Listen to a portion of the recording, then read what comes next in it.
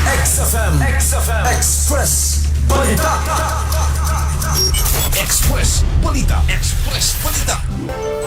Giawhag ni Police Lieutenant Colonel Patrick Elma ang labaw sa Traffic Enforcement Unit Jansan nga mosurrender na ang suspect sa hit and run incident ning nakalabayng Mayo 24 alas 5:38 sa buntag sa South Cotabato Sarangani Road sa Barangay Labangal ning syudad sa Jansan kung diin mitaliwan ang usa ka motorista samtang samdan usab ang pulis nga nadamay.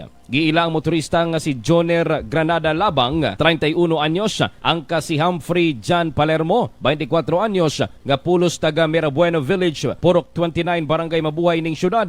Ang pulis nga nagmaneho og motorsiklo mao si Jane Tolentino Mendoza, 31 anyos, nga PNP personnel nga na-assign sa City Mobile Force Company og residente sa Barangay Poblasyon Santo Niño, South Cotabato, samtang gialigarang tricycle ang mibangga kanila. Subay sa inisyal nga impormasyon nga nagsundanay matud pa ang pulis og ang gialigarang tricycle nga ginasubay ang nasampit nga dalan, samtang si Joner Labang ang anaa sa pikas direksyon gikan sa Barangay Kalumpang padulong sa Makar traffic light. Diin sila tanan ang anaa sa innermost lane apan pag-abot matud pa sa naitabuan kalit nga mi overtake ang gialigarang tricycle hinungdan sa bangga. Tungod sa kakusog sa impact, nalagpot ang angkas nga si Humphrey samtang si Joner ang nagkadugo sa dalan, samtang usab ang pulis nga pulos daling gidala sa balay tambalanan apan impunto alas 6:30 sa buntag gideklarang patay si Joner sa mga attending physician. Sumala ni Humphrey giingon sa mga residente nga mitabang kanila nga aduna matud pay tricycle nga mibangga kanila og dali nga misibat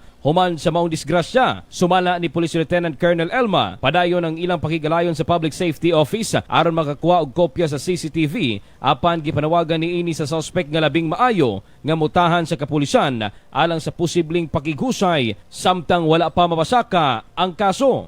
Pwede you surrender kay we are conducting deeper investigation on this to identify you. Mas lalo pang mag-aggravate yung iyong offense committed if ever hindi ka mag-submit yourself to us for investigation. Sa pagkakaroon, padayon ang investigasyon sa kapulisan sa nasampit nga insidente. Mga katropa, ayog surrender sa mga sakit og mga hagit sa kinabuhi. Magpabiling healthy og abtik, tumar og Santhone Vitamin C. Alang sa nagkayusang Pilipino para sa Pilipinas, kini si katropang Ivan Polonan, XFM News. XFM Report.